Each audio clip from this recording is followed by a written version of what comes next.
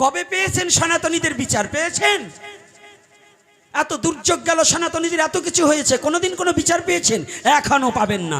এই অন্তর্বর্তী সরকারও আপনাকে বিচার দেবে না, দেয়নি, দেবে না। রসুনের পিছনটা সব কুয়া আলাদা আলাদা হতে পারে, কিন্তু গুড়া কয়টা পণ্ডিত মশাই? গুড়া কয়টা? 5ই আগস্টের পরে যে আপনাদের ডাকা হলো, আপনারা বেরিয়েছিলেন তো? কি হলো, কথা বলেন না কেন? সেই সময় বেরোন নাই, তাহলে আপনারাও স্বার্থবাদী। যত শিক্ষিত দেখি, যত জ্ঞানী দেখি, পণ্ডিত দেখি, একটু স্বার্থ ত্যাগ করে জাতির জন্য না রাস্তায় নামতে হবে, পথে নামতে হবে। নেমেছেন তো? খালি ধর্ম ধর্ম করলে কাজ হবে না। ধর্ম কি? এই ধর্ম কি?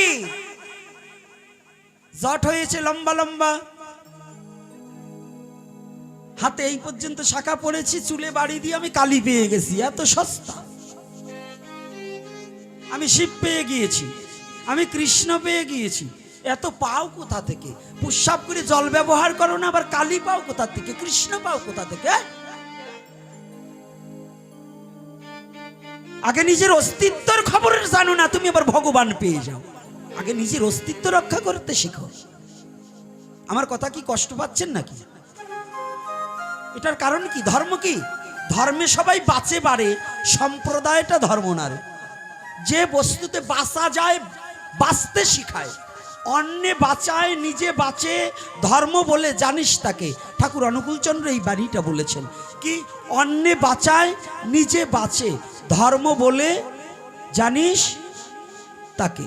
বাবা তুমি একটু চাপ চেপে বসো, ক্যামেরাটা লড়া হচ্ছে।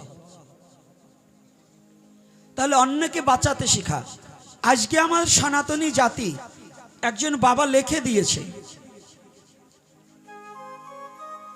বাবা লেখেন আপনারা, কিন্তু সময় মতো কাউকে খুঁজে পাই না। কত কেঁদেছি। দুঃখের বিষয় এই সনাতনী জাতির, কত বড় বব্বর, কত বড় মূর্খ, কত বড় দুরাচার। কালীগঙ্গা ধামে গিয়েছিলাম যে ভক্তরা যাতে আমরা সকলে একটু একত্রিত হয়ে, আমরা যাতে বেঁচে থাকার তাগিদে আমরা সনাতনী এক হতে পারি, দল মত নির্বিশেষে এক হতে পারি। ওখানে গিয়ে আমরা সকলে একটু প্রাণের কথা বলবো। কালীগঙ্গা একটা ধাম, সেখানে ওই কালীগঙ্গার বনগ্রামের লোকে কি করেছে জানেন? আমি নাকি ওখানে অন্য কাজে গিয়েছি, মানে সন্ত্রাসী কার্যকলাপ ছড়াতে গিয়েছি, এজন্য সেন্দাঘাট থানায় এই পুলিশ ফাঁড়িতে খবর দিয়ে 1 গাড়ি পুলিশ নিয়েছে। কাদের জন্য লড়বো, কাদের জন্য জীবনে কথা বলবো? এরা কি সনাতনী?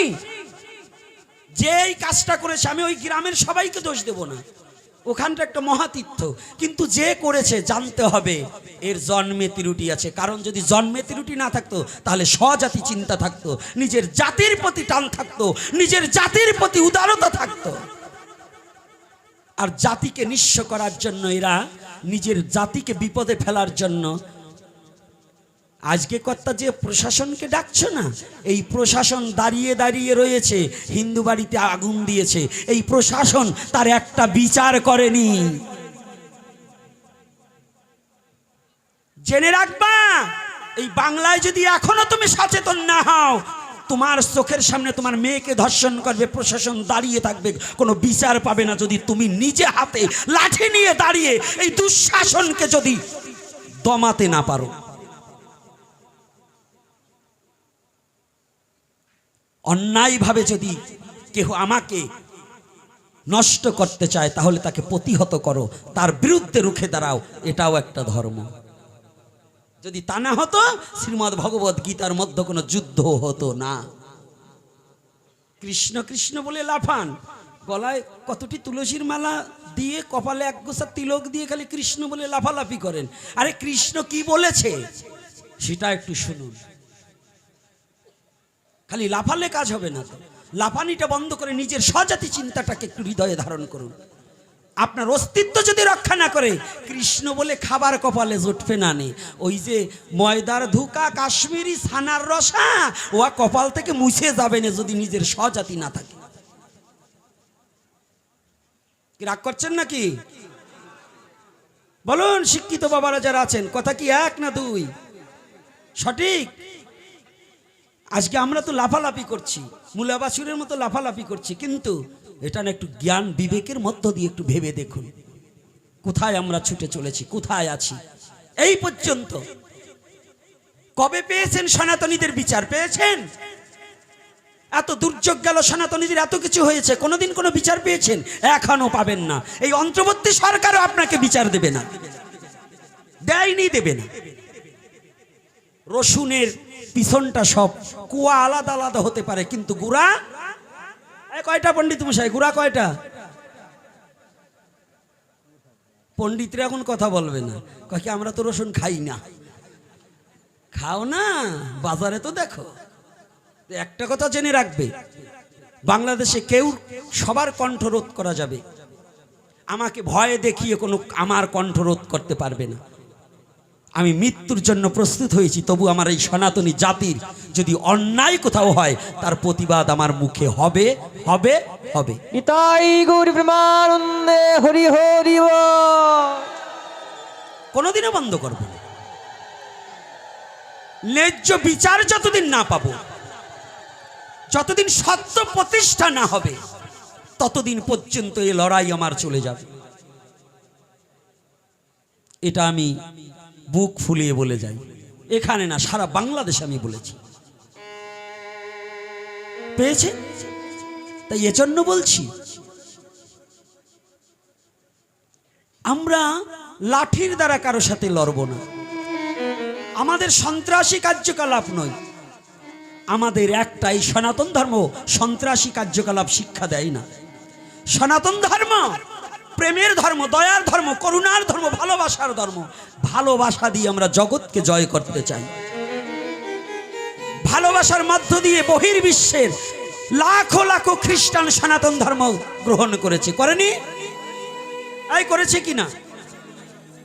এটা কে করেছে? ভক্তি সিদ্ধান্ত সরস্বতী ঠাকুর মহাশয়ের কৃপায় অভয়চরণা ভক্তি বেদান্ত প্রভুপাদ ৬০ বছরের বৃদ্ধ হয়েও হরি নামের মধ্য দিয়ে বিশ্বকে জয় করে দিয়েছে। আজকে সারা বিশ্বে কৃষ্ণ মন্দির হতে চলছে। রাধে রাধে। আরো সনাতনী, তোমার এই বাংলার সম্পদ নিয়ে উড়াধনী, আর তোমার দেশের ধনকে তুমি চিনছো না। ও বাঙালি, গৌরহরি কাদের? আমাদের। তাই গৌরহরি আমাদের, ওরা গৌর বলে কেঁদে গড়াগড়ি যায়। আর আমাদের দেশের কিছু লোক গৌর বললে আরো ওদের কষ্ট হয়, আছে না? কৃষ্ণ বললে বলে ওদের মা বাবার শ্রাদ্ধ হবে না, কৃষ্ণ নাম করাই যাবে। এগুলো আমার সামনে পড়তো,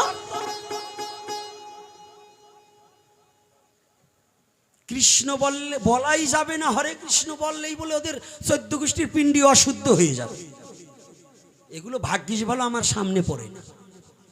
চেহারাটা একটু দেখতাম যে এরা কারা, এরা কি সেই কালনেমির বংশধর কিনা।